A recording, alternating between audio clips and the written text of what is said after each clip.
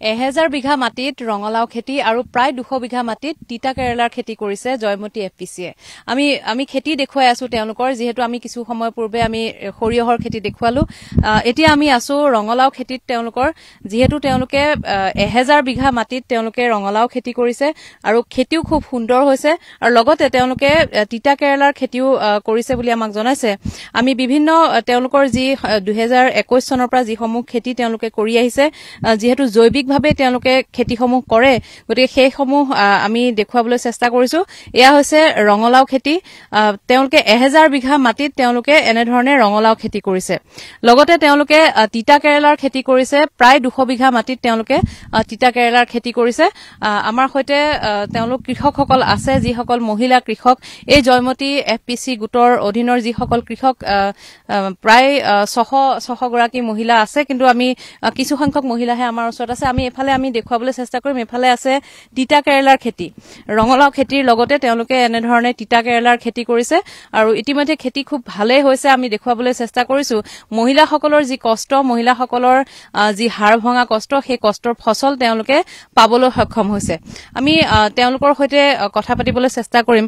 বাইদেউ, ৰঙালাও খেতি যে আপোনালোকে কৰিছে, ৰঙালাও কেনেধৰণে খেতি আৰম্ভ কৰিছে, আপোনালোকে ক'ৰ পৰা বীজ আনিছে বা কেনেধৰণৰ খেতি কেনেকে কৰিছে? হয়, আমি ৰঙালাওটো আমি অৰ্জনা কৰো।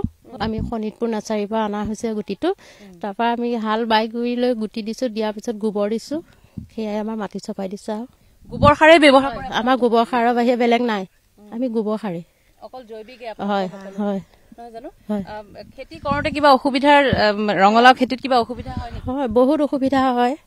এতিয়া আমাৰ ৰঙালাও এনেকে ধৰণৰ বগাইছে, তাৰপিছত হাতী আহি পেলাই মোক বহুত নষ্ট কৰিছে। 1.5 বিঘাটো মোৰকে শেষ কৰি দিছে। তাৰপিছত আমি ফৰেষ্টক মানে ইমান খবৰ দিছো, ফৰেষ্টই কোনোফালে আমাৰ মানে কোনো ইণ্টাৰেষ্ট নলয়। আমি গৈ অফিচত দৰখাস্তও দি আহিছো, নাই কোনোফালে কৰে। নিজৰ উদ্যোগতে আপোনালোকে কৰি আছে নহয় জানো? আৰু এই যে তিতা কেৰেলাৰ খেতি কৰিছে, তিতা কেৰেলাৰ খেতি কিমান কৰিছে? 200 বিঘা তিতা কেৰেলা খেতি কৰিছে।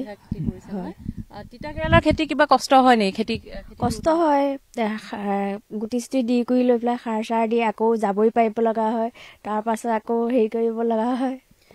আপোনালোকে নিজেই কৰে নে আপোনালোকে হাজিৰা লগায়? আমি নিজেও কৰো, হাজিৰা লগত ইমান বৃহৎ পৰিসৰত আপোনালোকে কৰে নহয় জানো? হয়। আপোনালোকে যে 1000 বিঘা মাটিত ৰঙালাও খেতি কৰিছে, তিতা কেৰেলা, সৰিয়হ, এইবোৰৰ বজাৰ কেনেকে লাভ কৰিছে আপোনালোকে? বজাৰ ক'ত পাইছে? হয়, আমি যিহেতুকে আগৰ পৰাই খেতি কৰা হয়, আমি 2021 চনত এফপিসিটো গঠন কৰিলো। তো আগৰ যি আমাৰ মাৰ্কেট লিংকেজ আছিলে, তো আমি বাহিৰ যেনেকৈ কলিকতা, আগৰতলা, ত্ৰিপুৰা এইবোৰকত আমি ৰঙালাওটো ছাপ্লাই দিয়া হয়। তো যেতিয়া আমাৰ ৰঙালাও উৎপাদন হৈ ঘৰত লৈ যোৱা হয়, তেতিয়া তেওঁলোকে খবৰ কৰে আৰু তেনেকৈ আমাৰ 22 টন 25 টন ধৰা গাড়ীত আমি তেওঁলোকক বাহিৰলৈ আমি যোগান ধৰিব পাৰোঁ। ক'লৈ যায়? আমাৰ কলকাতা যায়, আগৰতলা যায়, ত্ৰিপুৰা যায়, এইখিনিত আমি বাহিৰলৈ আমি পঠাব সক্ষম হৈছো। যোৱাবাৰ কিমান ৰঙালাও পঠালে? আমি প্ৰায় আমাৰ 500 মেট্ৰিক টন আমি প্ৰায় ৰঙালাও বাহিৰলৈ পঠোৱা হৈছে। বাকী যিখিনি আছিলে সেইখিনি আমাৰ লোকেল মাৰ্কেটতে বিক্ৰী কৰা হৈছে। তেনেকৈ আমাৰ মিছন চাৰিআলিত ধুনীয়া বজাৰ আছে, ঢেকীয়াজুলিত ধুনীয়া বজাৰ আছে, শনিবাৰী সাপ্তাহিক বজাৰ আছে। তো সকলো ফাৰ্মাৰখিনিয়ে গৈ তাত বিক্ৰী কৰা হয়। তো উচিত মূল্যও পোৱা গৈছে। মূল্য কেনেকুৱা পায় আপোনালোকে বাহিৰত বা ইয়াত বজাৰসমূহত, মুকলি বজাৰত? মূল্য ঠিকে হয়। বাহিৰলৈ পঠাওঁতে আমাৰ 12 টকা কেজিকে পঠোৱা হয় আৰু আমি ইয়াত দিওঁতেও ধুনীয়াকৈ তেনেকৈ দিয়া হয়। আৰু এইটো অৰ্জুনা জাত, দেখিবও ধুনীয়া, খাবলৈও ধুনীয়া, এইটো ডিমাণ্ড আছে। সেইকাৰণে আমি অৰ্জুনা ভেৰাইটিটোৱে কৰা হয় বেছি পৰিমাণে। অৰ্জুনা প্ৰজাতিটোৰে আপোনালোকে কৰে। আৰু তিতা কেৰেলা আপোনালোকৰ বজাৰ কেনেকুৱা? তিতা কেৰেলাটো আমি প্ৰায় 200 বিঘাত কৰা হয়। তো সেইকাৰণে আমি যিখিনি আমাৰ ওচৰত বজাৰ, শনিবাৰ হওক, ঢেকীয়াজুলি হওক, তেজপুৰ হওক, তো সেইখিনিতে আমাৰ প্ৰত্যেকজন কৃষকে গাড়ী আছে, আমাৰ এফপিসি গাড়ী আছে, তাতে নি পেলাই তেওঁলোকে উচিত মূল্য পায়। বহুত ধুনীয়া, 100 টকা কেজিও হয়গৈ। তো তেওঁ তাতে বিক্ৰী কৰা হয়। অসমৰ বাহিৰলৈ ৰঙালাওৱে যায় আপোনালোকৰ? হয়, আমাৰ ৰঙালাও যায় বাহিৰলৈ। আৰু যে সৰিয়হ আপোনালোকে খেতি কৰিছে, সেই সৰিয়হ খেতিৰ পৰা আপোনালোকে তেল প্ৰস্তুত কৰে? হয়, এইবাৰ আমাৰ এৰিয়া ছচাইটিৰ যোন আমাৰ এফপিসিটোক আমাক কৰি দিছিলে, তো তেওঁলোকে ইমানখিনি হেৰিত আমি খেতি কৰা হয় কাৰণে তেওঁলোকে এবাৰ আমাক মাষ্টাৰ্ড অইল যোনটো মেচিন হয়, সেইটো তেওঁলোকে আমাক দিয়াৰ ব্যৱস্থা কৰিছে। আমাক সৰিয়হ শুকোৱা ব্যৱস্থাও সেইটোও তেওঁলোকে দিছে আৰু মিঠাতেল প্ৰস্তুত কৰাটোও দিছে, আকৌ লেবেলিং হোৱাটো, বটলিং হোৱাটো গোটেইখিনি তেওঁলোকে আমাক দিছে। এতিয়ালৈকে প্ৰথম কিস্তি আমাৰ সোমাইছে। আমি কাম কৰি আছো, কোম্পানীৰ কাম কৰি আছো।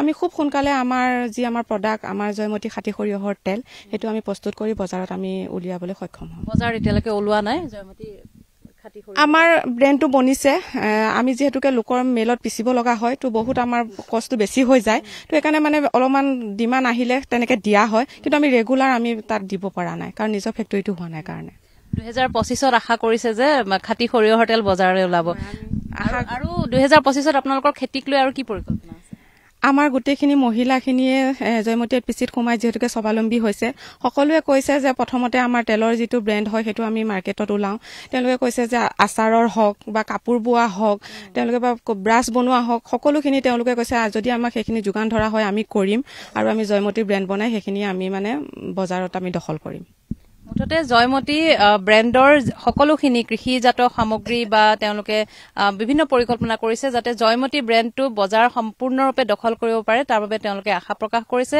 আৰু তেওঁলোকে দৃঢ়তাৰে প্ৰকাশ কৰিছে যে 2025 বৰ্ষত তেওঁলোকৰ যি সৰিয়হৰ খেতি সেই সৰিয়হৰ খেতিৰ পৰা খাঁটি সৰিয়হৰ তেল তেওঁলোকে বজাৰলৈ উলিয়াই দিব লগতে আন কৃষিজাত সামগ্ৰীৰ যাতে তেওঁলোকে বজাৰ দখল কৰিব পাৰে তাৰ বাবে তেওঁলোকে আশা প্ৰকাশ কৰিছে